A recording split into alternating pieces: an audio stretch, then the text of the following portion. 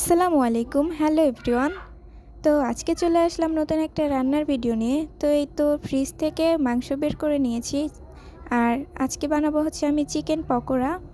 আর এখানে নিয়েছি মাংস পরিমাণ মতো দিয়ে দিচ্ছি আদা বাটা, আর পরিমাণ মতো দিয়ে দিলাম হলুদ বাটা। তো হলুদ বাটা, সরি, এটা হলুদের গুঁড়া ছিল। তো হলুদ গুঁড়া, মরিচের গুঁড়া দিলাম, আর হচ্ছে একটুখানি লবণ দিয়ে দিলাম। তো এই তো তারপর দিয়ে দিচ্ছি, এটা হচ্ছে আটা ছিল, কিসের জানি না, আটা ছিল। আর দিয়ে দিলাম একটা ডিম। তো এখন ভালো করে মাখিয়ে নিব। দেন মাখিয়ে ম্যারিনেট করে 10 মিনিটের মতো রেখে দিব। তো 10 মিনিট পরে আবার হচ্ছে, এই যে 10 মিনিট পরে আবার চলে আসলাম। আর এখানে নিয়েছি ময়দা আর পানি, এটা আরেকভাবে বানাবো। আর এই যে চুলাটা অন করে তেল দেখলাম গরম হয়েছে কি না। আর এই যে এখন আমি একটা একটা করে দিচ্ছি। সরি গাইস, এটা পড়ে নাই তেলে, আমার কিছু করার নাই। তো দ্বিতীয়বার দিলাম, এটা পড়ছে। দেন একে একে সবগুলো দিচ্ছি, দিয়ে দেন ভেজে নিচ্ছি।